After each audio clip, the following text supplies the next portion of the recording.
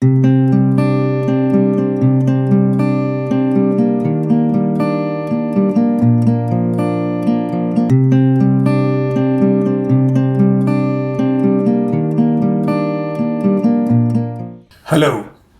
welcome to our new episode of Journey, episode 20.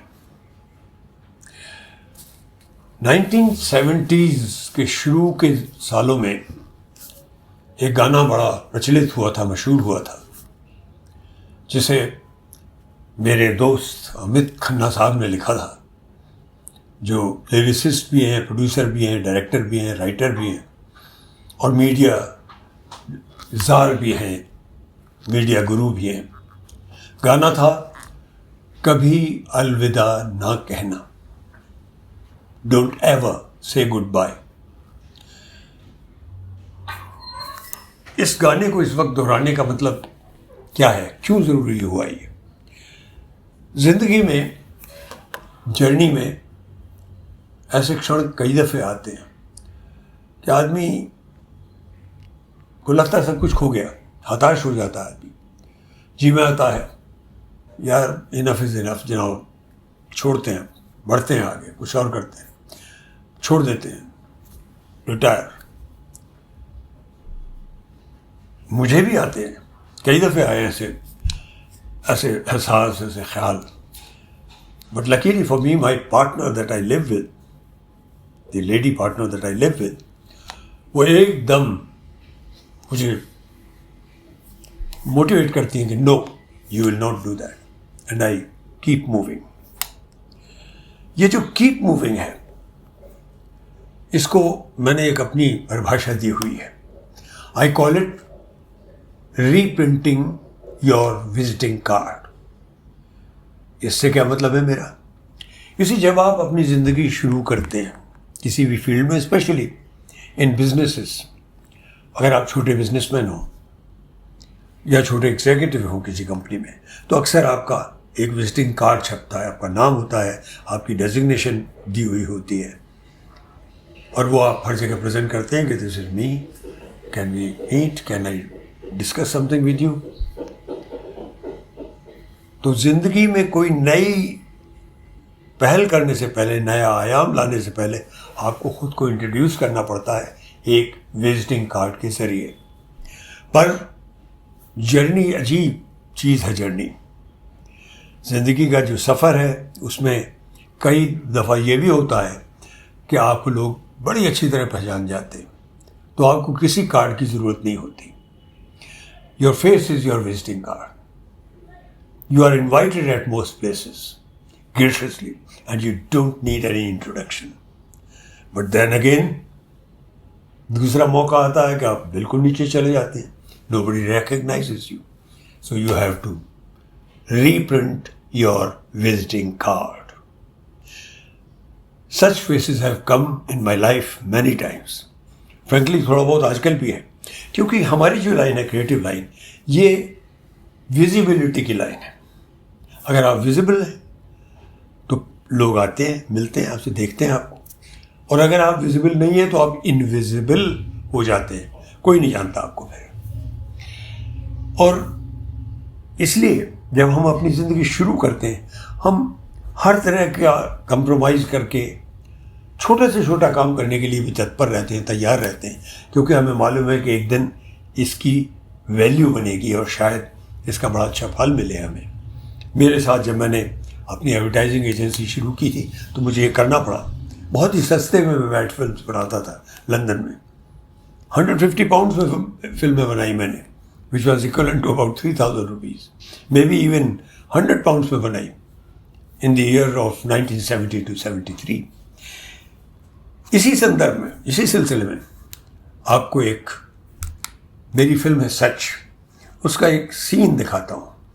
पहले उसका एक छोटा सा इंट्रो सीन है, फिर वो खुद सीन है। उसमें एक कैरेक्टर है, एक शख्स है, एक एक्टर है, और वो एक्टर मेरे साथ ही है, एक यंग एक्टर। उसको देखिए, then I talk further about it. सच।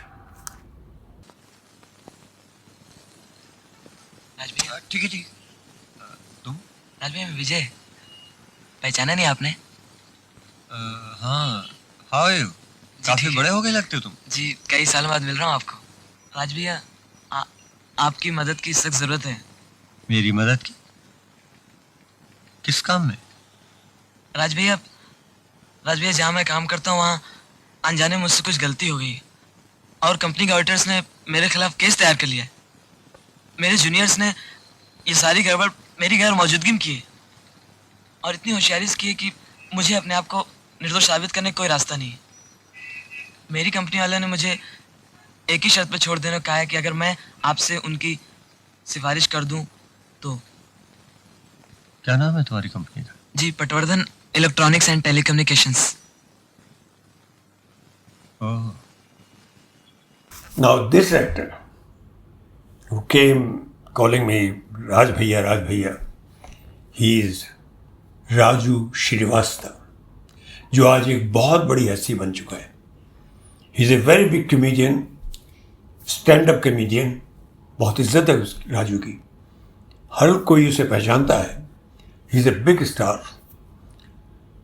और एक ज़माना था इस फिल्म में, मेरी फिल्म में, सच में, जो कि त्रिवेंद्रम में बनी थी, ये रोल करने के लिए वो त्रिवेंद्रम ट्रैवल करके गया ट्रेन से, टिकट हम नहीं दिया, और सिर्फ 1000 रुपये मेरे पास थे ये रोल निभाने के लिए, उसको देने के लिए। And he accepted that. उसको मालूम था यही मिलेगा, but he graciously accepted that because he always used to come to my office and used to try to create amusing, copies of the actors or other personalities, और मुझे हमेशा लगता था कुछ करेगा। तो ये छोटा सा रोल मैंने उसे ऑफर किया और मैंने कहा भैया मैं तो बहुत दूर जाके ये फिल्म बना रहा हूँ कि वहाँ सब्सिडी वगैरह मिल रही। He agreed to come. He insisted that he will come and he did it. And where is Raju Srivastava today? Everybody knows. I have had such beautiful opportunities of working with hugely promising talents many times. There was Sanjay Mishra. I think he did the very first role, important role of a character in my own television serial called Reporter. बहुत खूबसूरत role किया उन्होंने, और आज संजय मिश्रा एक बहुत बड़े star बन चुके हैं। उनके नाम से एक फिल्म बन चुकी है जो कि हिंदुस्तान के बहुत बड़े स्टार ने बनाई, प्रोड्यूस की, शाहरुख खान साहब ने बनाई। वो संजय मिश्रा साहब के नाम से, उसका टाइटल ही वो है। इसी तरह से विजय राज, he began with us in Reporter. He did a small role of a lawyer and he did a very important, very beautiful scene, very impressively. The scene was that there is a mock trial. Actual court room में जाने से पहले ये law firm जो है एक mock trial करती है, प्रैक्टिस करने के लिए भाई कैसे हम हैंडल करेंगे केस को। उसमें एक डिफेंस लॉयर बने थे विजय राज, और बहुत अच्छा किया था। उसी दिन पता चल गया था कि the gentleman has huge promises to offer, and he did, became a very big star. एक किताब आपको दिखाता हूँ। ये किताब इज ए बायोग्राफी, जीवनी है गीतकार सुधाकर शर्मा साहब के बारे में। सुधाकर शर्मा जाने पहचाने नाम है, इज्जतदार नाम है, बड़े नाम है। इन्होंने बहुत गीत लिखे हैं और मेरा ख्याल है फिल्म इंडस्ट्री के सब लोगों को जानते हैं। इनके 2-3 गीत तो बहुत ही प्रचलित हुए हैं, जिनमें चुनरिया शब्द का इस्तेमाल किया गया है, रंग दी चुनरिया तेरे नाम की, वगैरह वगैरह।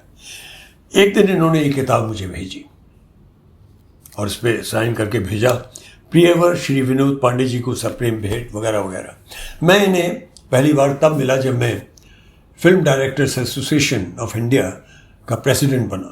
तो ये हमारी एग्जीक्यूटिव कमेटी में थे, शायद ट्रेजरर थे और मैं प्रेसिडेंट था। मैं 2 टर्म प्रेसिडेंट रहा, और जब भी मैं इनसे मिलता था मुझे ज़्यादातर ये लगता था कि मुझे लगता नहीं था कि ये एक इतने बड़े गीतकार होंगे। ज़्यादातर लगता था कि ये एक प्रोड्यूसर ज़्यादा लगते थे, प्रोडक्शन इंचार्ज जैसे ज़्यादा लगते थे, क्योंकि इंतजाम करने में भी बड़े माहिर थे।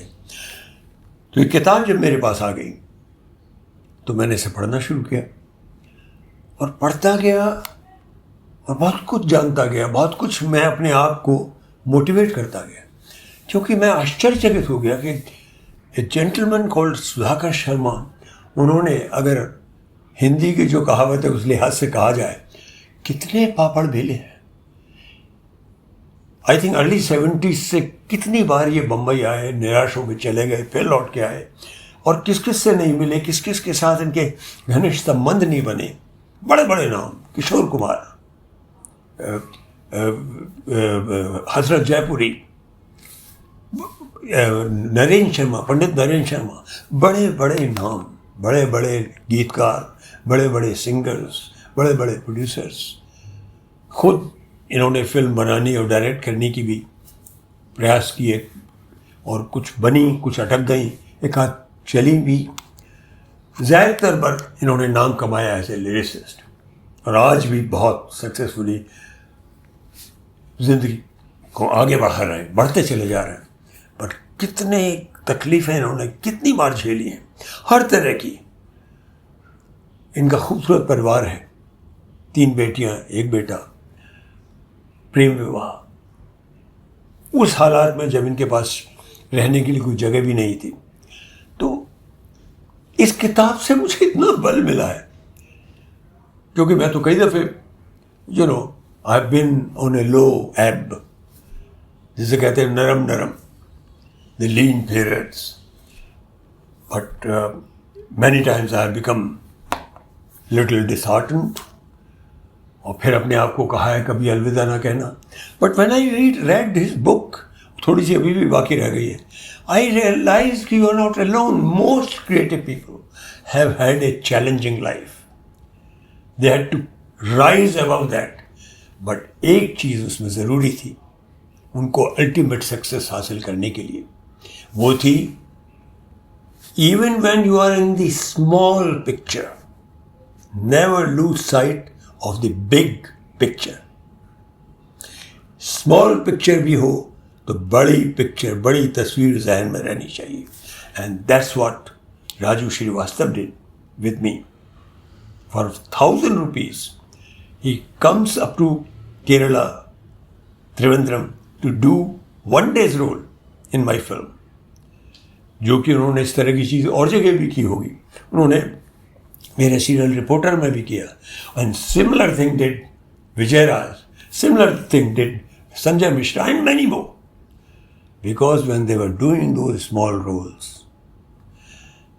that small picture that they were participating in at that time, they were doing it because in their vision there was clarity. They were looking at the big picture.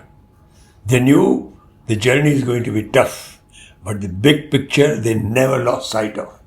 So today's episode of Journey is only about tuning in with you, that when you are on the small picture, when you are looking through a small lens, a small picture, don't lose sight of the big picture, because you will arrive, you will succeed if you will keep that vision intact. Kabhi alvida na कहना. Thank you.